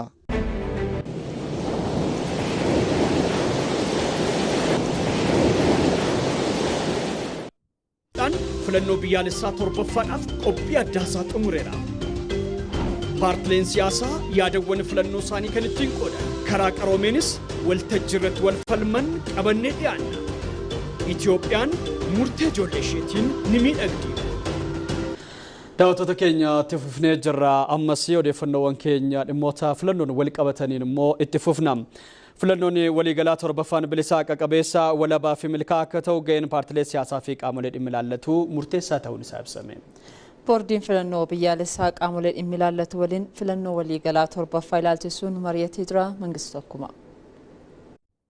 Filannoo waliigalaa torbaffaa bilisaa haqa qabeessaa walabaa fi milkaa'aa akka ta'uu fi ga'een paartilee siyaasaa fi qaamolee dhimmi ilaallatu murteessaa ta'u walitti qabduun boordii filannoo biyyaalessaa Melaatee Warqaayiluu himan. Boordiin filannoo biyyaalessaa Itoophiyaas qaamolee dhimmi ilaallatu waliin filannoo waliigalaa torbaffaa ilaalchisee mari'ateera. Filannoo waliigalaa torbaffaa gaggeessuufis qophiin barbaachisu taasifamaa jiraachuu walitti qabduun boordichaa Melaatee Warqaayiluu himaniiru. የኢትዮጵያ ብሔራዊ ምርጫ ቦርድ ሰባተኛውን አገራዊ ምርጫ ለማድረግ በዝግጅት ላይ ሲሆን ቦርዲን ፍለኖ ቢያልሳ ኢትዮጵያ ፍለኖ ወሊገላ ቶርበፋ ገጌሱፍ ቆጲ በርባችሱ ታሲሳ ከንጅሩ yoota'u qophiilee taasifamaa jiran keessaa tokko haala nageenya irratti gamaggama taasisuun qaamolee qooda fudhattootaa waliin marii taasisuu yoo ta'u kan guyyaa har'aa kunis qaamuma kanaati ለማድረግ የተዘጋጀ ነው። Qophiilee hangammaa taasifamaa jiran keessaa tokkos paartilee siyaasaa waliin mari'achuudhaan sagantaa yeroo filannoo baasuun 30/2018 uummataaf ifa taasifamus yaadachiisaniiru. Dabalataanis fooyya'insa seeraa waan barbaachiseef filannoo waliigalaa ja'affaarraa muuxannoo argame fudhachuun hojiin fooyya'insa seeraa fi qajeelfamaas taasifameera jedhan. ለስራው መጀመሪያና ዋና የሆነው የህግ ማሻሻያ ስርዓት አስፈልጎን ስለነበረ hojii kanaaf kan jalqabaa hojumaata haaraa qopheessuu yoo ta'u boordichi labsii 1162 fooyyessuun akkasumas hojumaata labsicha raawwachiisan qopheessee paartilee siyaasaa waliin irratti waliin mari'achuun galteewwan barbaachisoo ta'anitti dabaluudhaan hojii bal'aa hojjechaa jira. የሲቪል ማህበረሰብ ድርጅቶች ግብዓቶቻቸውን እንዲሰጡ በማድረግ አስፈላጊ የሆኑትን ነጥቦች በማካተት ስራውን ሲሰራ ቆይቷል። lammiileen filannoo beekumsa irratti hundaa'ee akka filatan gargaaruudhaafis dhaabbilee hawaasaa fi siviilii hirmaachisuudhaan barnoonni hubannoo filattootaa dabalan kennamaa jiraachuus aadde Melaatee Warqaayiluu dubbataniiru. ምርጫ ስራ ትልቁና ወሳኝ የሆነው የመራጮች ትምህርት የሚባለው ሲሆን ዜጎች በእውቀት ላይ የተመሰረተ ምርጫ ማድረግ ይችሉ ዘንድ hojiin filannoo inni guddaan filattoota barsiisuu yoo ta'u filannoon filannoo beekumsa irratti hundaa'e akka ta'uuf dhaabbilee siivikii waliin ta'uudhaan waamicha dhiyeessine dhaabbileen 169 ta'an ayyama argachuun gara hojiitti galaniiru. እንቅስቃሴ ጀምረዋል። Barana yeroo jalqabaatiif galmeen kaadhimamtoota paartilee siyaasaa appilikeeshinii boordichi misoomseen hojjetamaa jiraachuu himuun filannichi milkaa'inaan akka xumuramuufis qaamoleen dhimmi ilaallatu hundi gumaacha isaanii baachuu akka qabanis waamicha dhiyeessanii jiru. Waltajjii kana irrattis pirezidaantonni naannolee bulchiinsa magaalaa fi bakka buutonni paartilee siyaasaa fi qaamolee dhimmi ilaallatu hirmaataniiru.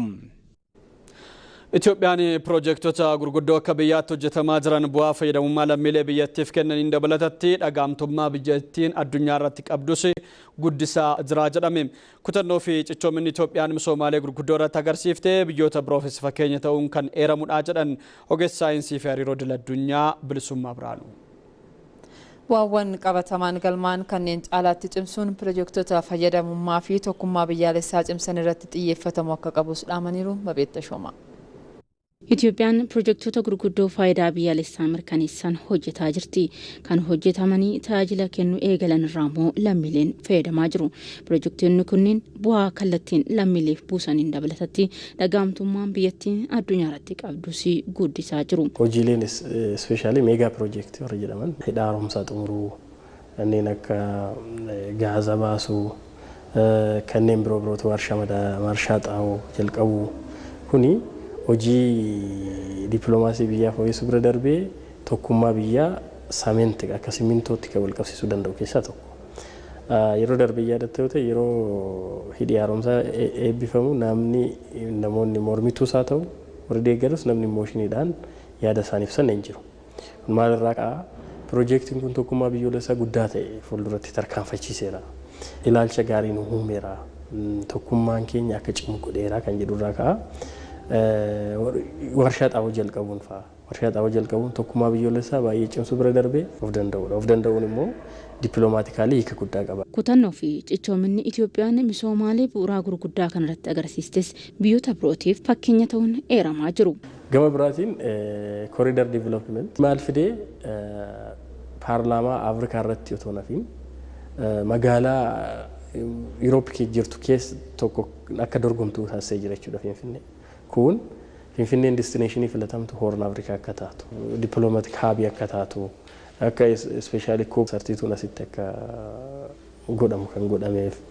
International conferencing garaagaraa filannoo isaanii as godhaatti jiranii jechuudha.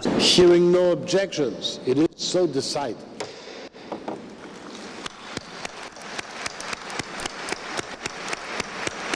Hanguma biyyattiin piroojektota gurguddaa ijaaraa deemtuun piroojektonni beekamtii argachuun biyyoonni dippiloomaasii isaanii biyyattii wajjin akka cimsan eenyummaa biyyattii caalmaatti akka baran akka taasisus hayyoon kun kan isaan dubbatan.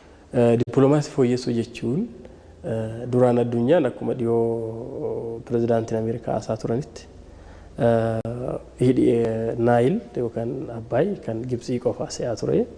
Haydroo hejimonii qabu. Olaantummaa bishaan sun to'atu qaban cabsee gama dippiloomaasiitiin Itoophiyaan parsantii 85 ol bishaan kana kan maddisiisu Itoophiyaa akka taatee fi Itoophiyaan faayidaa akka irraa arganne addunyaan akka hubatu godhee jira jechuudha. So gama dippiloomaasiitiinis hiika guddaa qaba. Tokkummaa keessoo ijaaruu keessattis hiika guddaa qaba. Bu'aawwan qabatamaan galmaan kanneen caalatti cimsuun piroojektota fayyadamummaa fi tokkummaa biyyaalessaa cimsan irratti xiyyeeffatamuu akka qabus ibsameera. Piroojeektiin meegaa piroojeektiin kana booda karoorfamee illee hojjetamuu qabu. Meegaa piroojeektii duwaal roolii kana taphatuu danda'u jechuudha. Duwaal rool jechuun biyya keessattis domestik poolitikaa tasgabbeessuudhaan tokkummaa biyyoolessaa fiduu kan danda'u. Biyya alaattis Itoophiyaan fedhii assershinii ishiin qabu. Poolitikaa maalii hojjechuu akka dandeessuu fi dippiloomaatiik assershinii ishiin qabu fooyyessuu kan danda'u waan ta'eef piroojeektiin gara fuulduraatti illee hojjetamu piroojeektii kanaan wal fakkaatan ta'uu qaba jechuudha. Piroojektonni gurguddoon kunneen hirkattummaa alaa hir'isuun Itoophiyaan humnaa fi dafqa lammiilee isheetiin misooma caalmaa qabuuf akka onnattu kan taasisuu fi faayidaa biyyaalessaas kan mirkaneessudha. Qaamolee faayidaa biyyaalessaa cabsuuf dhaabbata waliin hiriiruun fudhatama akka hin qabne xiinxalaan siyaasaa Ayyaanaa Faayisaa turtii TV Afaan Oromoo waliin taasiseen hime. Faayidaa biyyaalessaa kabachiisuudhaaf beekumsa yeroon gaafatuu fi afaanota addunyaatti fayyadamuun hojjetamuu akka qabu hubachiisaniiru. Abdul Nasser Jamaal. Keessummaan keenya Ayyaanaa Fayyisaa jedhama. Xiinxalaa siyaasaati. Dhimmoota garaagaraa irratti keessattuu dhimma dantaa biyyoolessaa irratti yeroo garaagaraa xiinxala gadi fagoo kennuudhaan nama beekamuudha. Siyaasaa fi dantaan biyyoolessaa gargar bahee akka ilaalamuuf maaltu gorfama? Dantaa biyyoolessaa fuuldura dhaabbachuu jechuun mootummaa fuuldura dhaabbachuu akka hin taane maatii isaas saba isaas waan inni siyaasaan itti amanuufis hamaa akka ta'e beekee kana sirreessuun adda baasanii ilaaluun xinnoo hanqinatu jira. Isa sirreessuudhaaf amma barri immoo rakkina gaafa fidu furmaatas walumaan fida. Miidiyaan kun ifaa sooshaal miidiyaan babal'achuunsaa intarneetiin teekinooloojiin jiraachuunsaa yeroo gabaabaa keessatti waan hamaan akkuma tamsaa'utti akkasumatti furmaannis wanti gaariinis ni tamsa'a. Isa fayyadamnee namni dantaa biyyoolessaa fi addaddummaa siyaasaa adda baasee akka argu dantaa biyyoolessaa fuuldura dhaabbatanii yookiin qaama biyya sana cabsuu barbaadu dantaansaa wal dhawu wajjin dhaabbatanii dantaa biyyoolessaa balleessuuf yaaluun akka fudhatama hin qabne barsiisaa jirra, waliin barachaa jirra. Lammiileen biyyoota biroo dantaa biyya isaanii dabarsanii kennanii biyya keenyaa yoo wal qabsiifnee ilaallu kaalchariin kun yookiin aadaan kun maal fakkaatame? Lammiileen biyya biraa mala akkasii hin agarsiisan yeroo baay'ee addaddummaa siyaasaas ni qabu. Mootummaan isaaniis warri hamaa ta'e fa'aa jiru. Ollaama keenyarraa warri mootummaa baay'ee saba isaa rakkisu namni baay'ee baqateeyyuu jalaa bahuu dadhabu akka Eertiraa fa'aa jiru. Morkii isaanis ni dubbatu tokko tokko garuu waa'ee biyya isaanii irratti gaafa dhufu wal fakkaatanii wal bira dhaabbachuu agarsiisu. Kun biyyoota biraa irrattis biyyoota adda addaa irratti gaafa arginu dantaa biyyaa isaanii irratti wal bira dhaabbachuudhaaf hin rakkatan. Ololaan iyyuu biyya isaanii irratti hin ololanii yoo ololan mootummicha adda baasanii itti ololan. Dhaloota dantaa biyya isaa irratti araarama hin qabne horachuudhaaf maaltu hojjetamuu qaba? Matatti siqnee isa wallaalaa jedhamus isa beekaa jedhamus waliin haasofnee obsa qabaannee seenessa wal ijaaruu wanta ta'uuf qabuuf ta'uu qabne wal barsiisuu gara lolaa fi gara gaaffii siyaasaa qawweedhaan hiikuu keessatti qaama oofamu kana as deebisuu amma dandeenyutti kanarratti hojjechuun bor kan yaadnu immoo waan baay'eetu jira.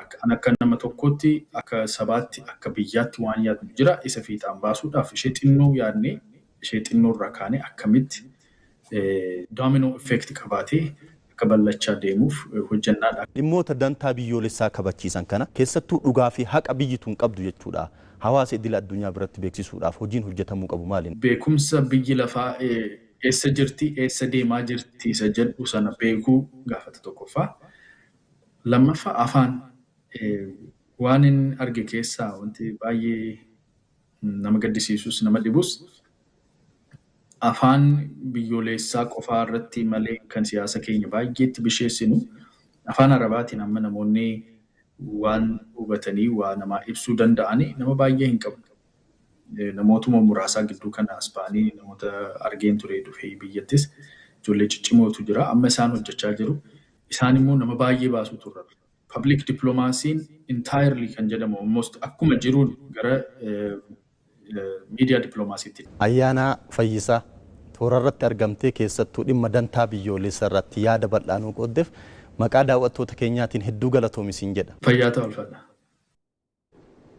Milkaa'ina marii biyyaalessaaf dargaggoonni qaama hawaasaa murteessaadha jedhame. Dargaggoonni marii kanarratti hirmaachuudhaan fedhii fi sagalee dhaloota haaraa dhageessuudhaaf akkasumas dhimmoota ijoo biyyaalessaa irratti qooda isaanii bahachuun dhimma egeree biyyaa itti fufsiisuutti jedhan hooggantuun biiroo dargaggoof ispoortii Oromiyaa Roozaa Biyyaa turtii ETV Afaan Oromoo wajjiniin taasisaniin Heeraan Silashii. Adeemsa marii biyyaalessaa gaggeeffamaa jiru keessatti dargaggoonni biyyattii haalota garaagaraan hirmaachaa jiru. Gahee olaanaa dargaggoonni egeree ijaarsa biyyaa keessatti qaban bu'uureffachuun hirmaannaan isaanii caalaatti cimoo akka qabu himama. Hooggantuun biiroo dargaggoof ispoortii Oromiyaa Roozaa Biyyaa koomishiniin marii biyyaalessaa Itoophiyaa dargaggoonni marii kana keessatti hirmaannaa bal'aa akka qabaataniif haala mijaa'aa uumuu turtii ETV Afaan Oromoo waliin taasisaniin ibsaniiru. Marii kana carraa guddaadha uummata kanaaf dargaggeessaaf jedheetiin amana.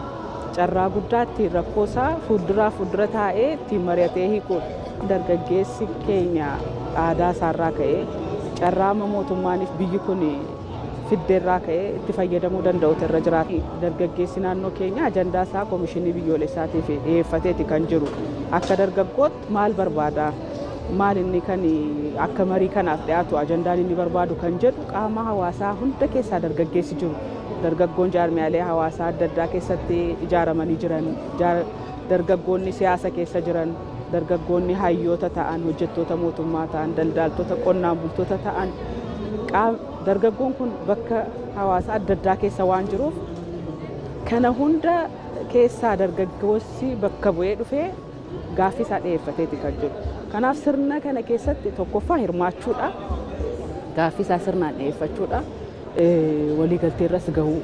Dargaggoonni marii kana irratti hirmaachuun isaanii fedhiif sagalee dhaloota haaraa dhageessisuuf gargaara kan jedhan Aadde Roozaan. Kanaanis dhimmoota ijoo biyyaalessaa irratti yaadaaf fedhiin dargaggootaa dhiyaachaa akka jiru dubbatu. Dargaggeessi hedduunsaa ani gaaffii isaa dhiyeesseera karaa guutuu ta'e waan jedhuun qaba. Kanarraa ka'ee raawwii isaa irratti hirmaachuu danda'utu irra jiraata. Sagalee isaa sirriitti dhageessisuuf ajandaa sana kennachuu qofa osoo hin ta'in hirmaannaa koomishinichi bakka hundatti qopheessu keessatti aktiivli hirmaachuu danda'utu irra jiraata. Gaaffii isaa sirnaan dhiyeeffachuu qaba. Biyya dargaggootaati kan jedhu siyaasa qofaa miti qabatamaadhaan hojii hedduu keessatti olaaltu dargaggeessatu jira. Muudama adda addaarraa kaasee hirmaannaa siyaasaarraa kaasee diinagdee biyyi kun ijaaraa jirtu kana keessatti dargaggeessatu jira adda durummaadhaan. Qooda fudhachaa jira, irraas fayyadamaa jira. Hirmaataa jiras, irraas fayyadamaa jira. Waan ta'eef injifannoo gurguddaa mootummaan arganneerra jedhee kaasu hunda keessa dargaggeessitu. Kana waan ta'eef gama kamiinuu dargaggeessa kana mariin dagate jiraachuus hin danda'u hin turrees jechaadha. Kanaaf jalqaba irratti gaaffiin dhagahamu ajandaan dhagahamu kan dargaggeessaati waan jedhuun qaba. Hirmaannaan dargaggootaa kun tasgabbii siyaasaaf misooma waaraa mirkaneessuu keessattis faayidaa guddaa qabaachuu himaniiru. Dhimmi achitti taansee marii booda dhimmoota dhufan keessattis immoo hirmaannaa olaanaa taasisuu danda'utu irra jiraata. Kun biyya bor ijaaramtu kana keessatti biyyichi kan dargaggeessaati waan ta'eef sirni nagaanoo jiraate biyyi kun yoo waliigaltee qabaatteef dargaggootu jalqaba fayyadama. Qaama hawaasaa kamirraayyuu kan fayyadamu dargaggeessa waan ta'eef baay'ee xiyyeeffannoo olaanaadhaan dargaggeessi mariin kun akka milkaa'uuf illee gahee isaa ba'achuu danda'utu irra jiraata jedheetiin amana. Itoophiyaa keessatti qaamni hawaasa bal'aan dargaggoota ta'uusaa hordofee gaheen milkaa'ina marii biyyaalessaaf gumaachanis olaanaa ta'uusaan xiyyeeffannaan irratti hojjetamaa jiraachuun eerameera. Oduu keenya xumuraatiin galiin gibraa akka guddatuuf deeggarsi kaffaltoota gibraatiif taasifamu cimee kan itti fufu ta'uusaa ministeerri galiiwwanii Aynaalem Nugusee ibsan. Kaffaltoota gibraaf deeggarsa hanga yoonaa taasifameenis milkiin galmaa'eeras jedhaniiru Ababaayyoo Kafanii. Ministeerri galiiwwanii tarkaanfilee riifoormii garaagaraa taasisaa jiruun galiin gibirarraa sassaabamuu daran guddachaa dhufeera. Ministeerri galiiwwanii Aynaalem Nugusee bara kana galiin gibirarraa biyyattiin argattu akka dabaluuf tarkaanfilee walakkaa bara bajeetichaatti fudhatamee akka taanutteeran. ግብር ከፋዮቻችን የታክስ ህጎችን አሰራሮችን እንዲያውቁ ትምህርት እንሰጣለን። በተለይ በዚህ አመት kaffaltoonni gibraa keenya seerota taaksii fi hojumaata isaa akka beekan ni barsiisna.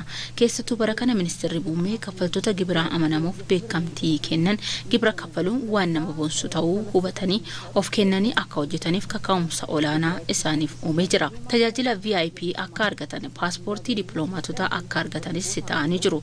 Bakka deeman hundatti Itoophiyaa akka beeksisan murtoo isaan dandeessuutu murtaa'e. Ministeerichi hubannoo seera taaksii kaffaltoota gibiraaf kennaati kan jiru kanneen aqumaan gibira isaanii ofirraa kafalaniifis beekamtiif badhaasa kennaati kan jiru kanneen kana ala socho'anii irratti ammoo tarkaanfii olaantummaa seeraa fudhachaa jiraachuus ibsan. በህግ የተሰጠው ሌላው ጉዳይ በታክስ ማጭበርበር እና ስወራ bu'uura seeraa kaa'ameen namoota taaksii waliin dha'anii fi dhoksan seera irratti dhiheessaa jirra. Maallaqa isaan gara dabarsanis kaaznaa mootummaatti deebisaa jirra. Sirnootaa fi tooftaalee ooditii hundasaa hordofnee maallaqa guddaa gara kaaznaa mootummaatti deebisuu dandeenyerra. Ministeerichi maddootni galii gibiraa akka baay'ataniifis hojjechaa jiraachuu himan. Teekinooloojiin dijitaalaas bal'inaan hojiirra oolfamaa akka jiru himan. የታክስ መሰረትን ከማስፋት አኳያ በልዩ ትኩረት መሰራት መቻል አለበት። maddoota galii gibiraa baay'isuudhaaf xiyyeeffannoo addaan hojjetamuu qaba. Sosochiiwwan dinagdee adeemsa idileetiin ala jiranis gara idileetti deebisuun barbaachisaadha. Kanumaan wal qabatee daddabarsi karaa dijitaalaan taasifamu rakkoolee baay'ee fura jedhamee eegama. Galii gibiraa dinagdeen Itoophiyaa maddisiisuu mara harcaati tokko malee walitti qabuun galmaaf ergama ministeerichaati.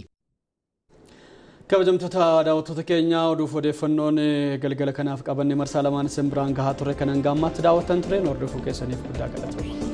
Odeeffannoowwan bifa biyyaa marsaa lamaanuu simbiraan gahaa kan turaniiraan silashii akkasumas olaanaa yaaddeessaa qopheessaa bifa biyyaa waluuseen dabalanne ogeessota istuudiyoo mara waliin odeeffannoon bifa biyyaarra deebiin isaa sa'aatii 4tti daawwachuu dandeessu. Gama keenyaan halkan nagaa isiniif haa ta'u horaa bula.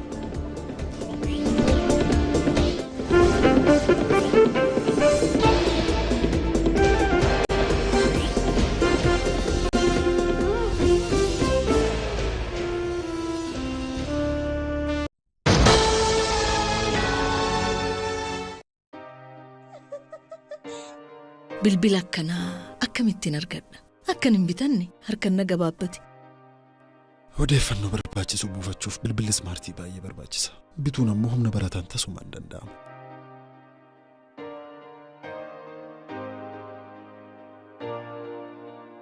Bilbilli smaartii waa hunda mijeessa. Yoo humni hin jiraatiin maaltu ta'a?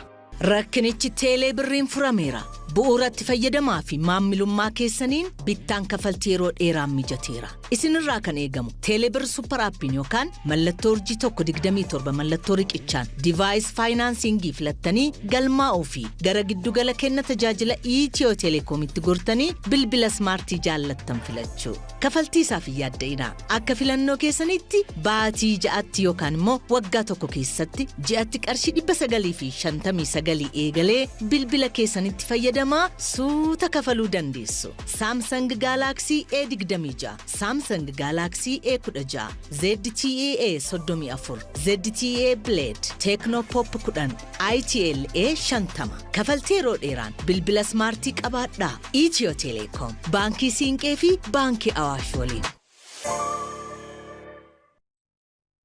لبيك اللهم لبيك tajaajila baankii dhalarraa bilisaa guutuu seerota shari'aa bu'uureeffatee Siinqee ihisaan kennuun fedhii maamiltoota isaa guutuuf kutannoon kan hojjetu baankiin Siinqee kaffaltii imala hajji keessaniif tajaajila saffisaa ta'e isinii kennuuf qophii guutuun isin eegaa jira. Baankiin keenya kaffaltii imala hajji 1447ffaa keessan giddugala galmee manni maree islaamummaa Itoophiyaa qopheessetti argamuun galmee erga raawwattanii booda lakkoofsa mirkaneessaa isiniif kenname qabachuun damee baankii Siinqee isinitti dhiyoo jirutti goruun haala si'ataan kaffaluu akka dandeessan gammachuu guddaan ibsina.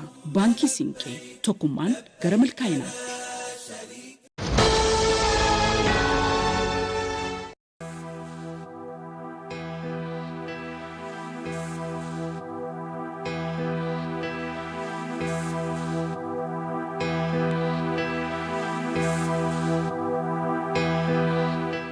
bakkee deemutti haamoo gadaan haamoo biyyaa barsiisu.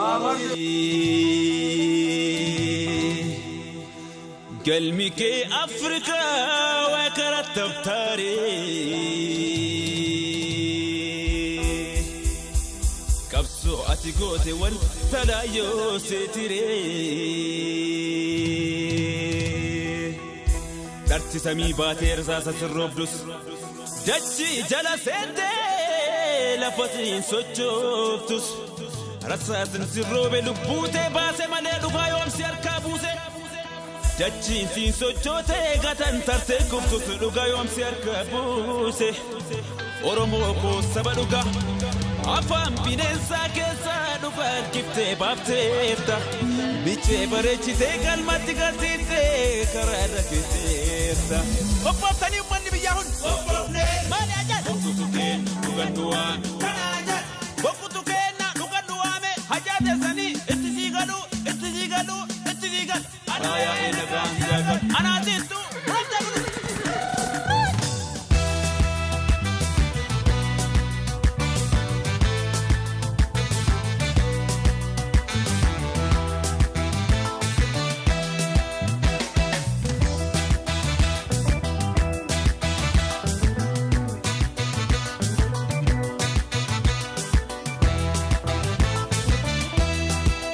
fardi doga kulufni sabar Lufni sabar jaba duga pe bakka saatii dhaqaba duga pe bakka saatii dhaqaba fardi duga gulufni sabar